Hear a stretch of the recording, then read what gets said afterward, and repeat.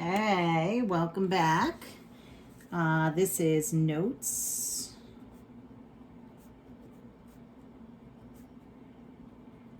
for video lesson 22.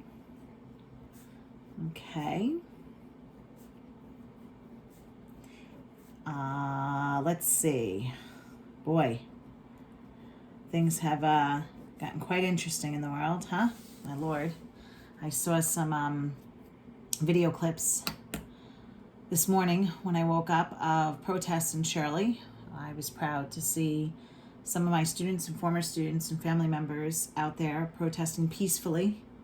I know that 2 people did get arrested, and there's conflicting stories, of course, as to what happened. And, we should all try to be careful how we pass judgment and opinions, because unless you were there, your opinions really mean nothing, unless you saw it with your own 2 eyes. But I'm proud of my students who are standing up. I, for one, feel that we all need to be united in this. I think you guys can all tell that that's where I stand in it, if you know me well enough by now, even though our time together was cut so very short. But I did get very emotional watching the video today because I'm worried about you guys. I've had some students contact me. I've had former students contact me. I have students that live in Brooklyn.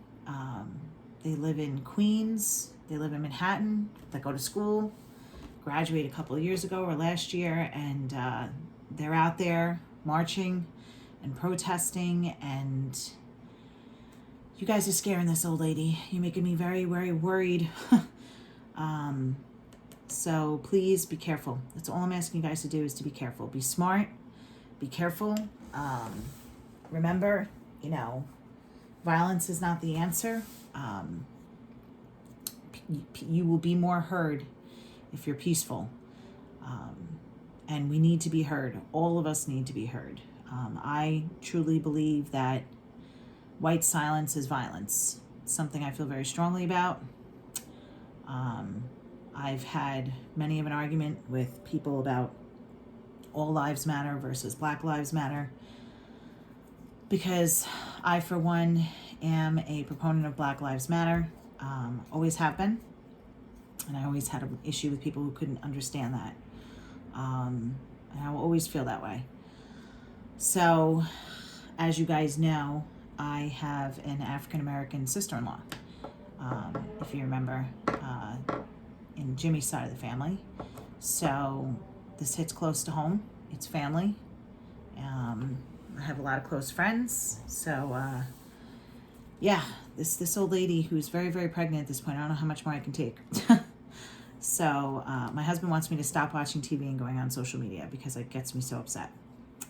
But regardless, please, I'm worrying about you guys at this point. Please, please, please be safe. Be smart. I said it in the last video, I'll say it again. If you are out there, do not choose violence.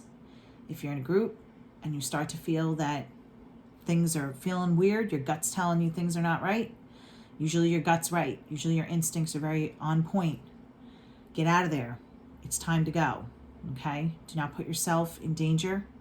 Do not put yourself in a situation where you can't change things and then it's completely out of your hands. No self-control. Having no control of yourself is no self-control. And once you can't control what's going on, you're completely out of control. Do you understand what I'm saying? So please, please, please stop stressing out this very pregnant old lady and be careful. And reach out to me if you need something. I'm always there. Some of you have reached out to me throughout the last 3 months for a lot of things. Through the pandemic, COVID, which is funny because now everybody's onto the protests and the riots and the looting, and everybody, it's almost like everybody forgot that we're in the middle of a pandemic. And as a statistics person, as you guys know, I'm watching the numbers and they're going up. They're going up. They're going up a lot. I think in the last 24 hours, we've had like 21,000 new coronavirus cases. So it's scary. So if you are out there marching and protesting, I'm proud of you. Just be safe and wear a mask. Wear a mask. Please wear a mask. Okay, on to baby news. I went to the doctor today, so I'm videoing very late today. It is 11 o'clock at the Sakara crib, and I think I slept about 2-3 hours last night. Ophelia had me up till 5 in the morning. Have kids, they said. It'll be fun, they said. This is not the way you want to be spending the last week and a half before you going to have a baby and you're uber pregnant, is getting no sleep. But I went to the doctor today and everything is good. But she does not know if I'm going to make it to June 15th. So I will send out a remind if something happens. I'm staying your teacher till the end of the year to make sure that your grades for graduation purposes, specifically you guys, my seniors, are all copacetic and everything is smooth for you guys. You guys have had a hell of a year. This has been a hell of a year. My God, has this been a hell of a year. So please bear with me. I am being, by the district, I have to take a sick day or sick days while I'm in the hospital having the surgery, having the C-section, having the baby. But then I will be back in action. So please get your work in. I put in progress reports. I'm going to start making phone calls probably tomorrow and Thursday. I wanted to do it Monday and Tuesday, but the week has been insane. To let you guys know that you're missing work because I need everything by June 12th. All right, my darlings? So why does the doctor think the baby's coming early? My blood pressure is starting to go up. I went into pre-eclampsia with Olivia, so that's why I have C-sections. That's why I had an emergency C-section with Olivia. So your blood pressure going up is a sign of pre-eclampsia. So if that happens, usually your amniotic fluid starts to go down, which we believe that might be happening as well. And in that case, they have to C-section early. So, otherwise you start having seizures. Once you have that issue with one baby, you're prone to it happening again. It didn't happen with Ophelia, but it might be happening with this one. So again, I will send out a text. I will keep you posted. All right? Be safe. Be well. Okay, that's the Sakaroism of the day. I feel like it's been pretty depressing, huh? God, I wish we could get back to school so I can tell you some stories and we can laugh, right? All right, so I was on the fence of what I was going to do with this video. I don't know, I tapped this thing and now it's blinking and I'm scared because it's my remote for the video, so I'm watching and it's still rolling. Okay. Some of you said you struggled with U-subs. Yes, U-subs are hard. It's something I usually spend like 5 days on. I'm squeezing it into these 2 lessons, these 2 videos, because we're just out of time. We're out of time. We lost 5 days with the school closure, emergency days, and then they gave us another 5 days. I don't know how they did it, but we lost time. We lost time. We lost a week. Teaching this way, I've lost time because I would have spent, different time in, whatchamacallit, every day in school, the consistency, 5 days a week, 42 minutes. We just would have had more time, okay? So we're doing the best we can. A reminder, if you're going on in Calc and you take the college credits and you go on to Calc 2, you are missing area between 2 curves and the volume of a solid of revolution. You're going to definitely want to learn that. You can go to Khan Academy, speak to your professor, tell them you graduated in the pandemic, your Calc teacher didn't get to it, okay? All right, let's go over the homework though, because I was on the fence as to what I was going to do. In other words, this lesson I was either going to go over the homework, wrap it up, and give you a review sheet and a graded assignment, or I was going to teach it again. And the few people who are on time doing their work, they kept up with what they're supposed to be doing, have been texting me that it's difficult. So I'm definitely going to spend this lesson going over the homework and maybe doing some more. We'll see how much time it takes. Okay, so the homework problems. That's what we're looking at in the text page. I think it was 321, right? All right, the first one is the antiderivative of sine 3x dx.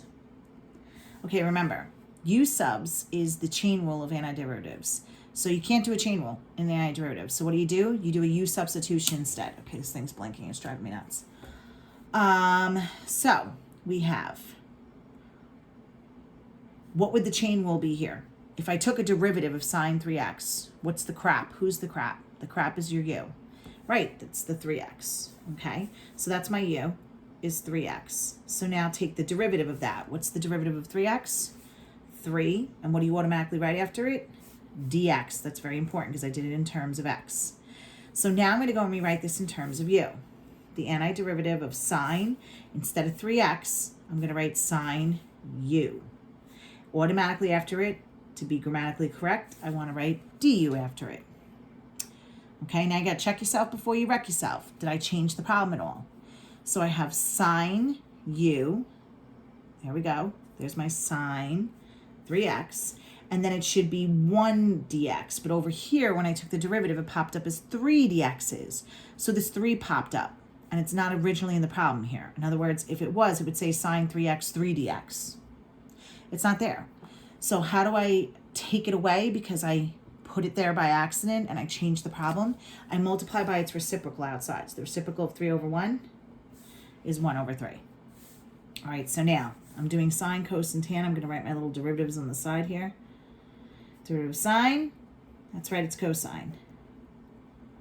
Derivative of cosine is negative sine. Derivative of tan is secant squared.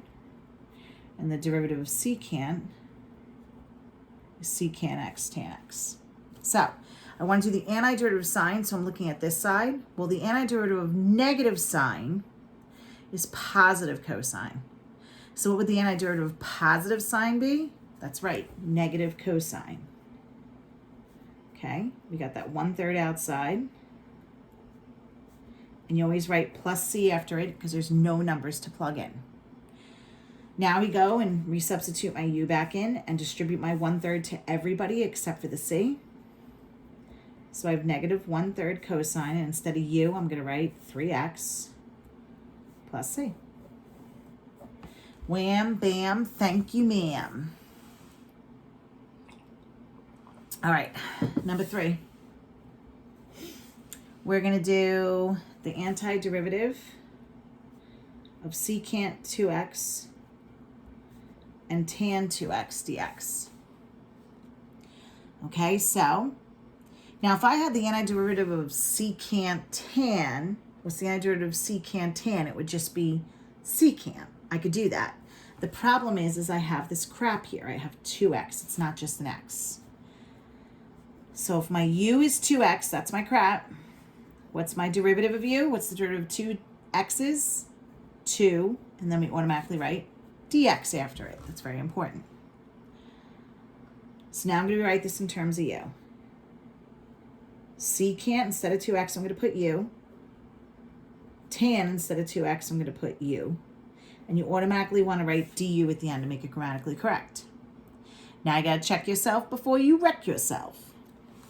So I have secant, my u is 2x, tan, my u is 2x, and then there should be 1 dx.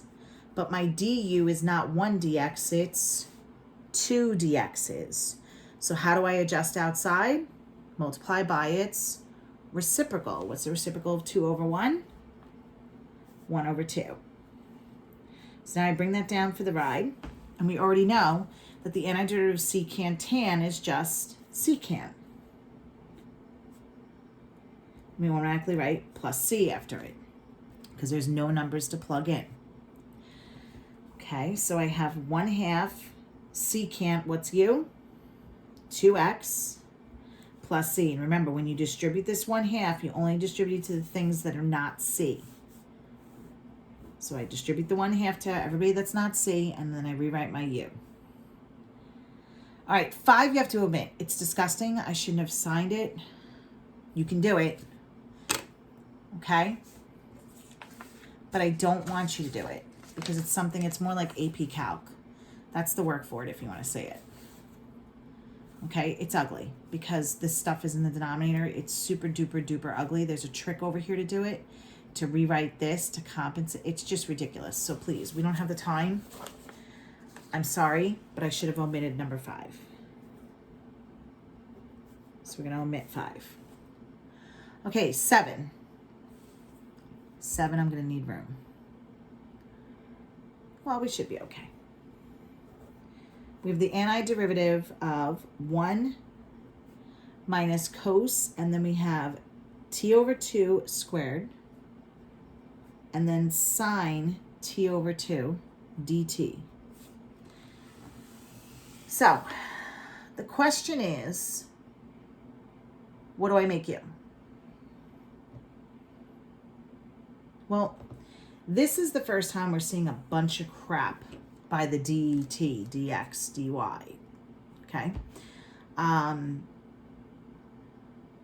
In a perfect world, if this wasn't here and I just had t squared, I can do the integral, because the integral of t squared is t cubed over 3.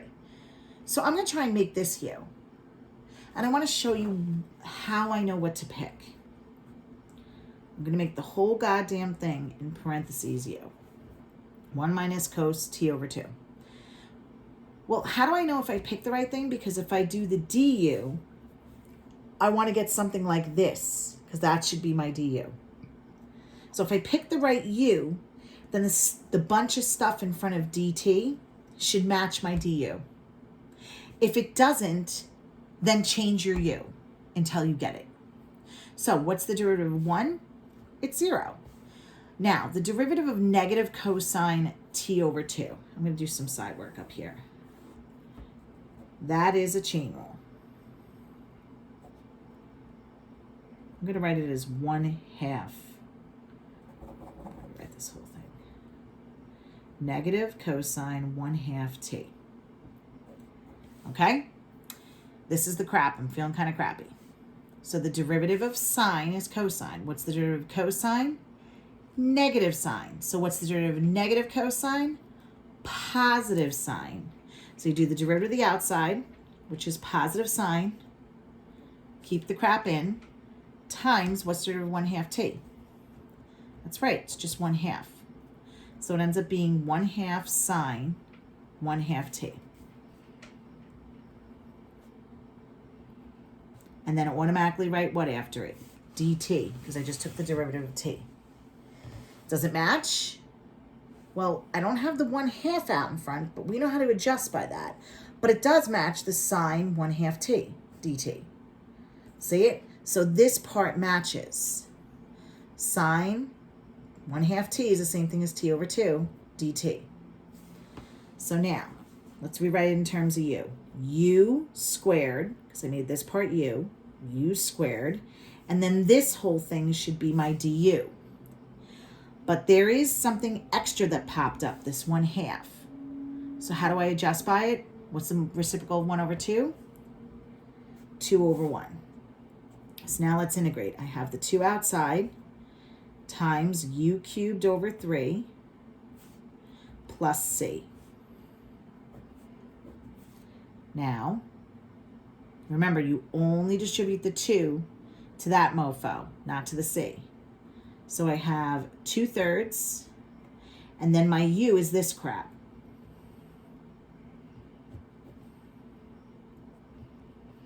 Ooh, that's ugly, but we're good. Okay, so again, this 1/2 popped up extra when I took the derivative because it's the chain rule. Derivative of the outside is sine.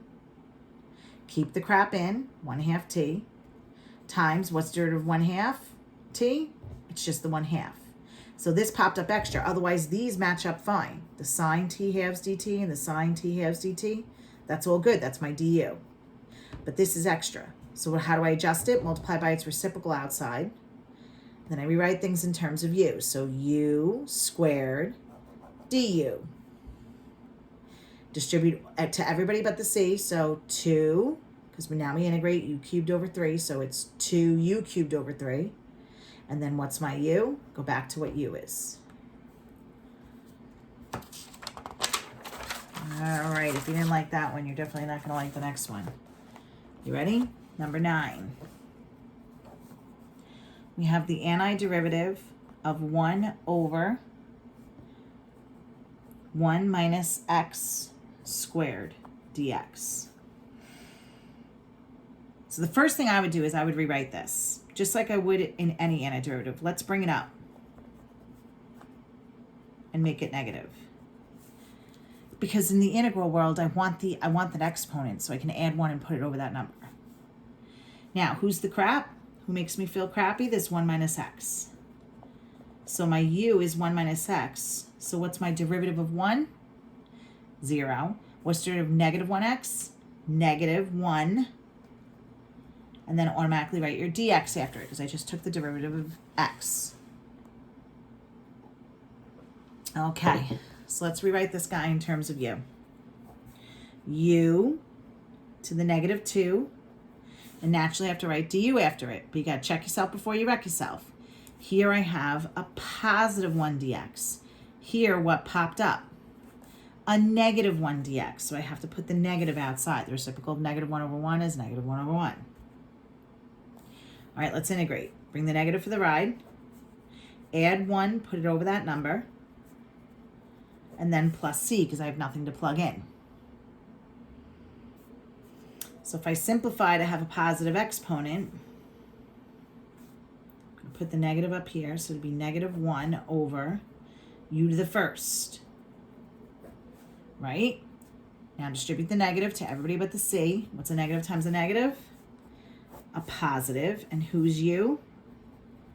1 minus x plus c. Woo! Whoa, Nelly. All right, let's try 11. 11, we have, oh, we're going to get tricky with it. Na, na, na, na, na, na, na. Na, na, na, na, na, na, getting tricky with it. All right, this goes back to like when we were doing number 7. And I said, you just got to pick a u. Just pick somebody to be you. Pick a u. And then the only way you know if you picked the right u is if your du gives you the crap out in front of dx. Okay? Now, first of all, I see a radical. I'm going to rewrite it to the 1/2.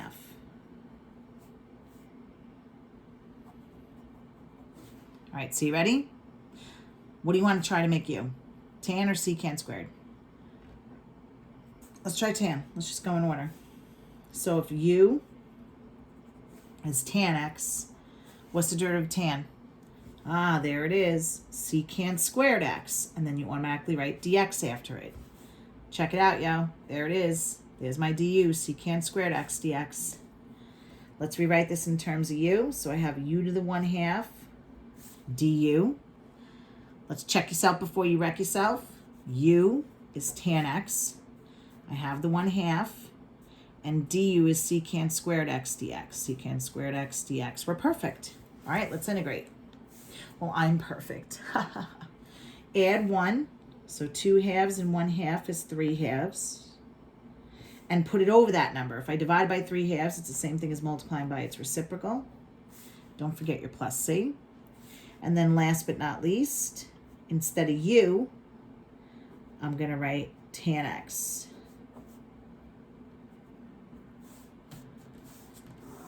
And you can get into putting that back under a radical and cubing it, but who the hell wants to do that? In other words, it could look like this.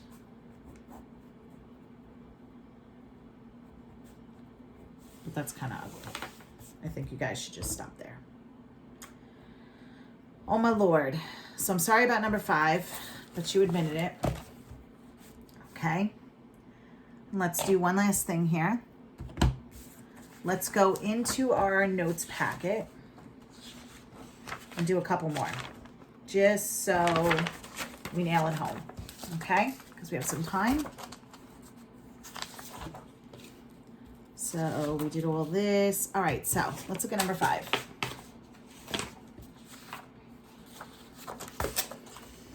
So we'll look at example 5 in the notes packet from lesson 21.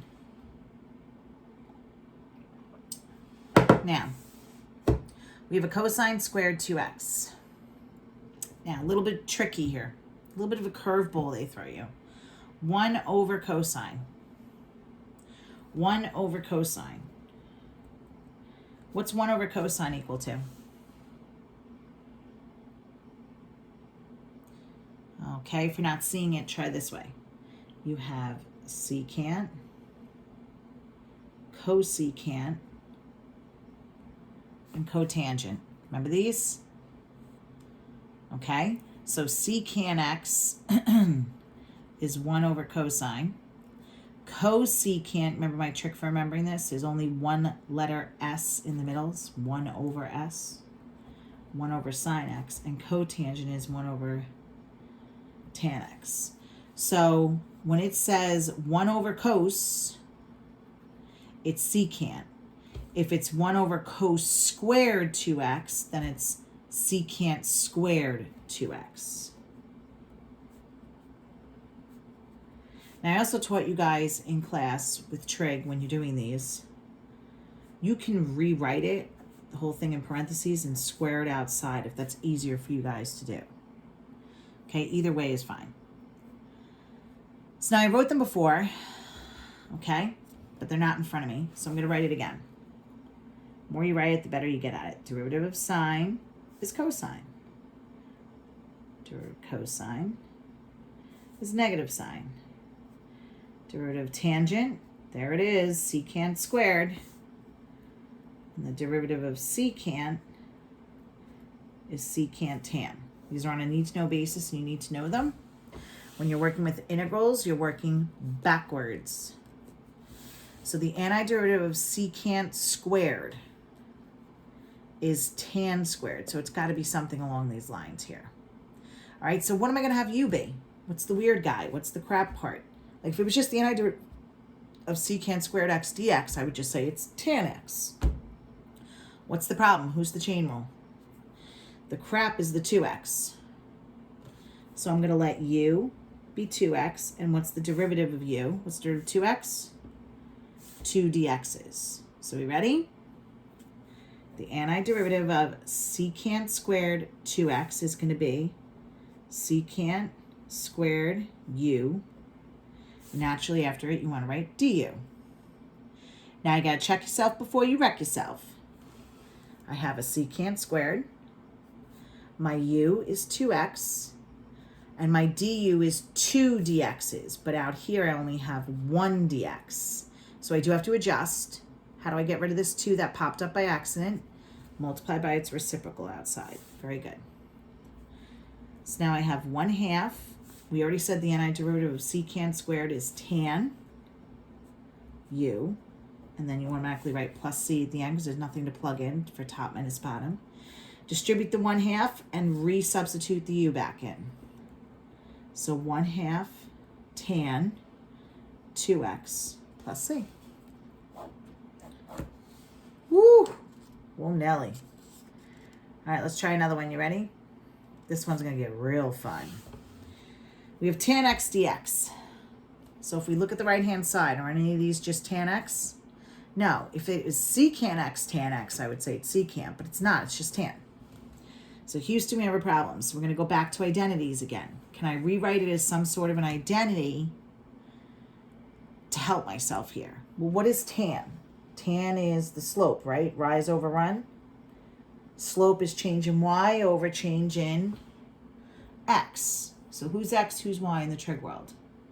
Because if tan is slope, my y is sine over cosine. Very good. Some of you are like, Miss Sicaro, you just made it look worse. Got to pick a u. Who's my u? Remember, whoever the u is, when I take the derivative, I want it to make the dx go away.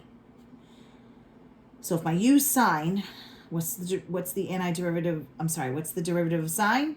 It's cosine. But in this case, the cosine's in the denominator, so it would be 1 over cos dx. That's not going to work. So what if I let u be cos x? What's the derivative of cosine? Negative sine. Negative sine x dx. Well, that works because I have a sine x dx. These are all in the numerator. The only thing that popped up extra is this negative here. Okay? So now I have negative, and I have sine. For cosine, x is in the denominator, right? That's my u. So 1 over u. 1 over u, because u is cosine. Cosine's in the bottom. And then sine x dx is my du. Sine x dx. Say it. Sine x dx. Now, what's the antiderivative of 1 over x? If you guys remember, it's the ln x. So it's negative ln, and you should put an absolute value symbol around it because you never want logs to be negative inside. Now go back and rewrite your u. So it's negative ln, and my u is cos x plus c.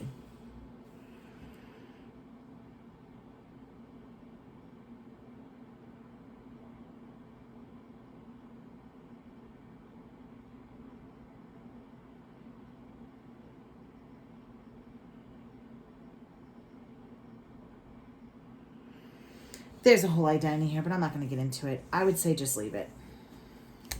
That's more like an AP Calc thing. So we'll leave that alone. All right, what time is it? Maybe we'll do one more. Let's try another one. I know these are tricky, guys. Try to hang in there. We might even do 2 more. Let's see. All right, let's look at number 7. Again, I don't know who to start out to pick my u. Well, let's just pick one. Try this first one, u. If I let u be x squared plus 2x minus 3, then what's the derivative? Derivative of x squared is 2x. And the derivative of 2x is 2 dx's. Does that work? 2x plus 2 dx. Kind of. Does anybody see what we can do here with this to make it work? You could factor out a 2. Ooh, look at that. There's my x plus 1 dx. And then this guy popped up. It's a little extra, but we can adjust. So you ready? The antiderivative of u squared du. How do I get rid of the 2 that popped up? Multiply by its reciprocal. So this is u cubed over 3 plus c.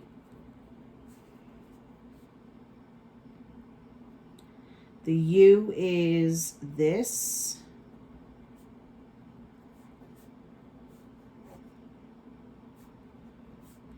And 2 times 3 is what? 6?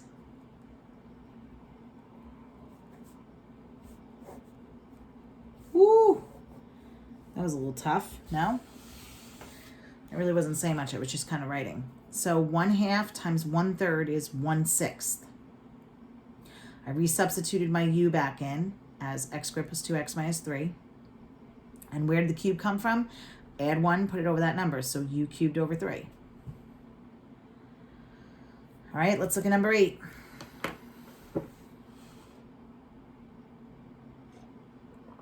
Last one, number 8. This one may be kind of hard for you guys to see. So sine t is to the 4th power. And then we have cosine t dt. Okay, pick a u, any u. Let's start with the first one we see, sine. What's the derivative of sine? Cosine. You automatically have to write dt after it. Does that work? There it is, cosine t dt. That's perfect. Perfect. So now I have u to the 4th du. Let's check yourself before you wreck yourself. U is sine t to the 4th. Du is cos t dt. We're all good. Let's integrate it. U to the 5 over 5, and automatically write plus c after it because I have nothing to plug in. Now you have to go back and rewrite your u. Your u is sine t. Just as long as you put parentheses around it, you can leave it like that. Or you can write it that way. Either way is correct. All right, darlings. I'm going to leave the last few in case you want to do some more. You guys can communicate with me. Let's talk about homework. Okay? Homework, I'm going to put up another textbook handout. It's just the next page, honestly, of that textbook handout. So here we are. We're going to do homework.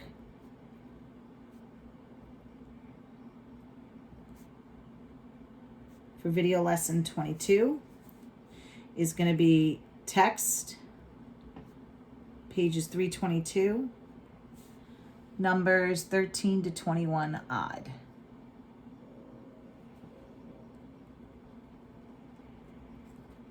Okay, I'm going to peruse right now. 13 looks good. 15 looks good. 17 is a little tricky. 19 you're probably going to hate. I feel like 17, 19, and 21 are kind of hard, but I feel like 13 and 15 is doable. 17 is doable too. You just got to remember that the derivative of ln x is 1 over x. All right, so give this a try. Page 322, 13 to 21 on. All right, my darlings, take care. Brush your goddamn hair.